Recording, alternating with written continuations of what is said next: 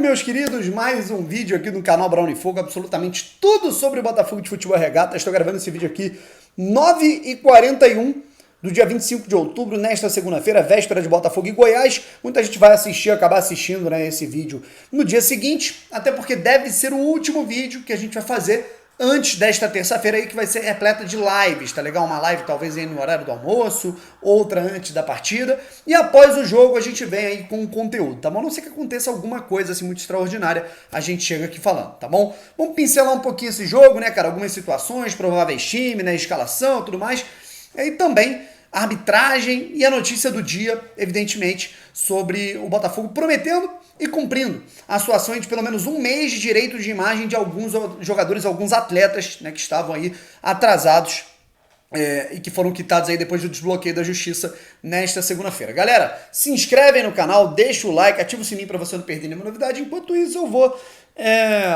dando uma pincelada aqui nas informações, fiz algumas anotações.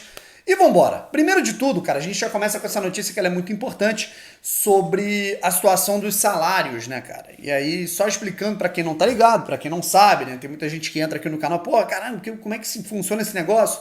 Tá atrasado ou não tá?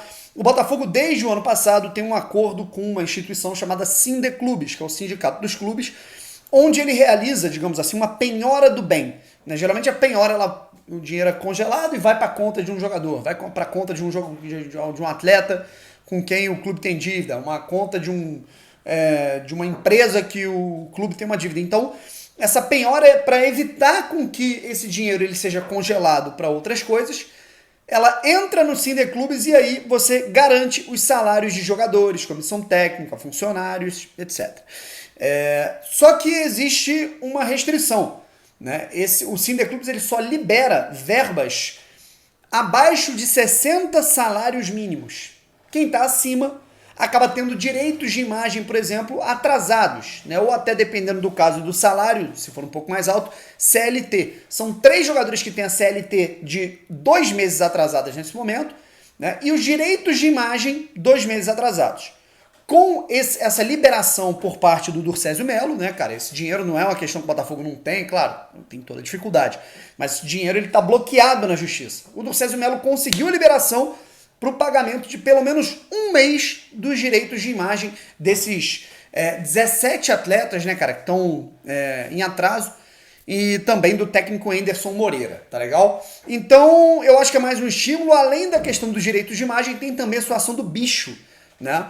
O Botafogo tinha uma premiação, né, em relação a esse jogo contra o Goiás, o Botafogo pagou adiantado, né, mesmo que antes da partida, né, antes de uma eventual vitória, se o Botafogo vencer ou perder, esse dinheiro já está na conta dos jogadores, o Botafogo antecipou esse bicho.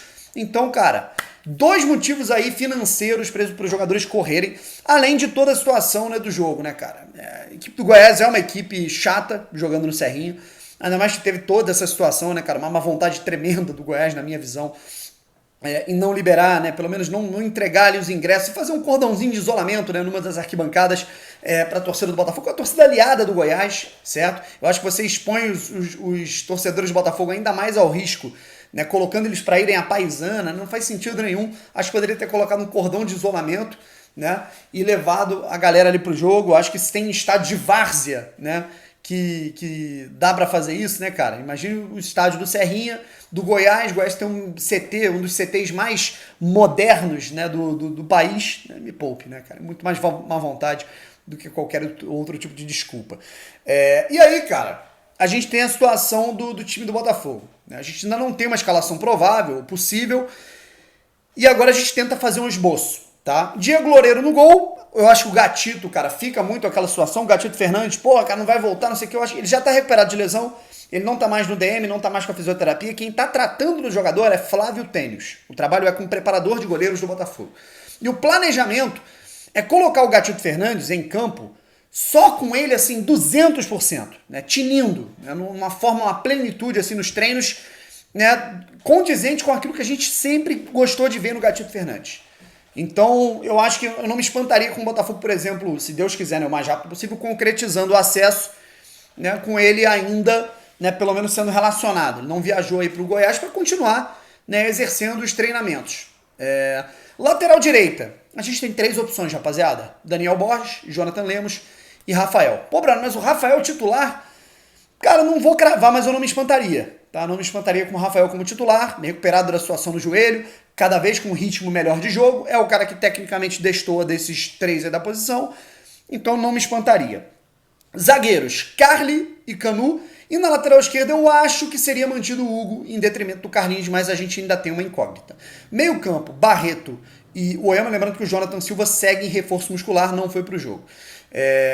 Barreto e Pedro Castro, falei Oyama, desculpem.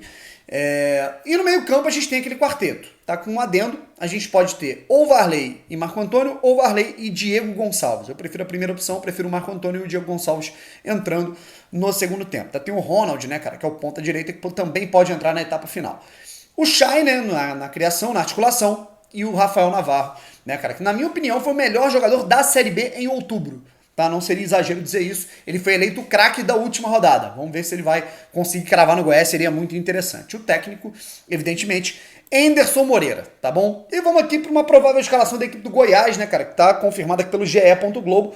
Tadeu, Diego, David Duarte, Reinaldo e Hugo. O lateral esquerdo do Goiás também se chama Hugo. Caio Vinícius ou Rezende, Felipe Bastos, aquele mesmo, foi revelado no Botafogo, jogou no Vasco da Gama. Elvis, ex-jogador do Botafogo, meio-campista. Luan Dias, o Botafogo, inclusive, teve um embrulho na justiça aí nas últimas semanas com ele, né? Ó, Luan Dias, Aleph Manga, olho nele, sempre, né? Ponta de lança, sempre muito, muito perigoso pelos contragolpes, né? Sempre muito perigoso pisando na área, centralizando para pegar a sobra, muito perigoso. E o Nicolas, centroavante, né, cara? Que também é um cara que a gente deve ficar atento, tá? O Goiás tem 52 pontos, o Botafogo tem 55, então nada de pensar em derrota numa partida como essa, rapaziada. Não pode pensar, não pode, assim, cogitar a derrota. Não tô dizendo que é impossível, né? O time do Goiás é uma equipe, na minha opinião, tem um nível de time, né? Vamos colocar assim, se você pegar peça por peça, embora o Botafogo esteja no melhor momento, são times que se equiparam, cara. Tem um jogador melhor aqui, outro melhor ali, né? Lembrando que o Goiás não vai ter o Apodi, que tá suspenso, com o terceiro cartão amarelo. Mas, cara, é um jogo assim, é pau a pau, né? Eu acho que é 50-50, pode pintar uma vitória do Goiás, pode pintar uma vitória do Botafogo, depende muito do desenrolar do jogo, certo? Vamos torcer, por exemplo, o Diego Loureiro tá seguro, né? Eu acho que esses detalhes são muito importantes, como, por exemplo, foram contra o Avaí. Em 2 relances, ele 2 falhas, o Avaí fez 2-1 e ganhou o jogo. Então é muito importante que o Botafogo esteja atento para todos os detalhes desse jogo, inclusive porque é um jogo fora de casa, né? Contra um time que consegue, né, fazer essa gordura dentro do G4, ele está pelo menos em 4º lugar, graças ao desempenho jogando como mandante. Esse é o retrospecto histórico da equipe do Goiás, tá bom?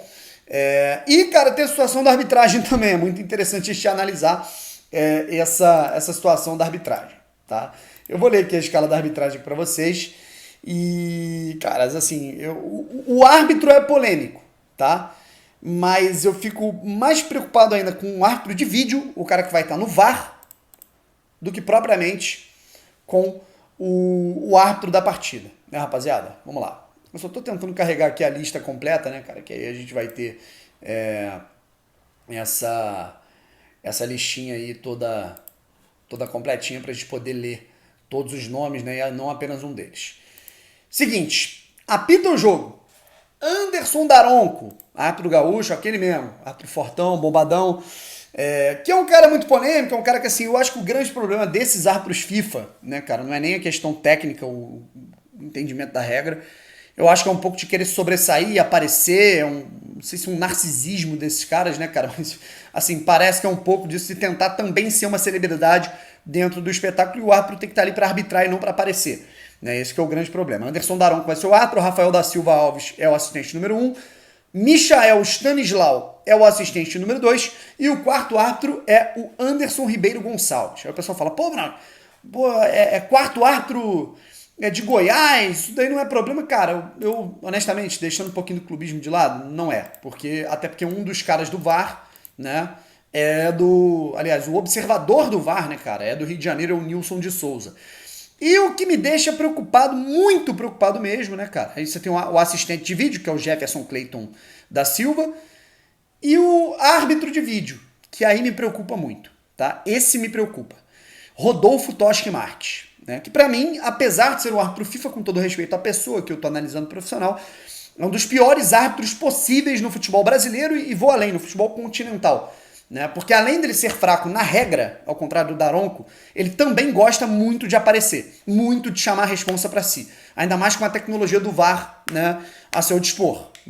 Ele lembra muito o Valentim no jeitão dele, que é um cara meio narcisista também, um cara que gosta muito de aparecer, gosta muito de palestrar, né? E eu acho que no VAR ele vai encher um pouco o saco do Daronco, tendo a tecnologia do VAR. Lembrando que o Rodolfo Toschi Marques é o árbitro que prejudicou o Botafogo já numa partida diante do Palmeiras, tá bom? Botafogo e Palmeiras no jogo, foi um jogo diante do Palmeiras em 2020. O Botafogo, assim, ele marcou um pênalti absolutamente inexistente no William Bigode, né? Por sorte, o Diego Cavalieri pegou o pênalti, senão o Botafogo teria sido prejudicado naquele jogo.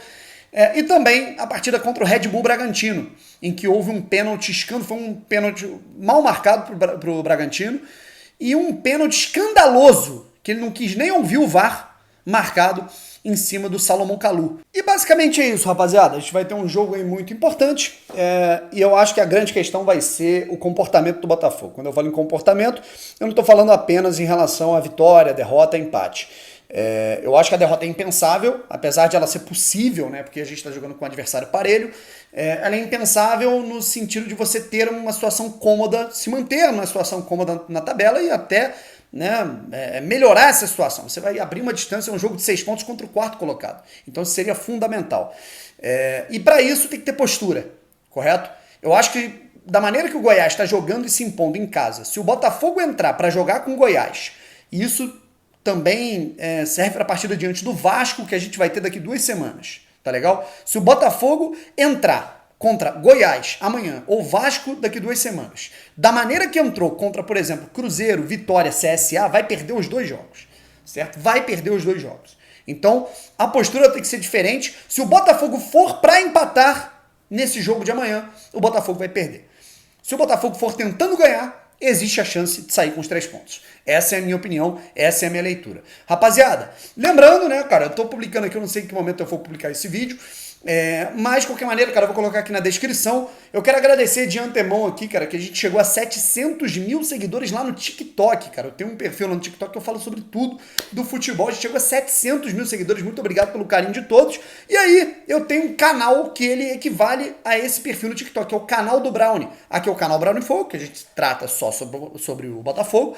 E temos o canal do Brownie, que a gente fala de tudo do futebol, Champions, Cristiano Ronaldo, Brasileirão, tudo, beleza? Então sigam aqui também o canal do Brownie. Fechou? Tamo junto, fui!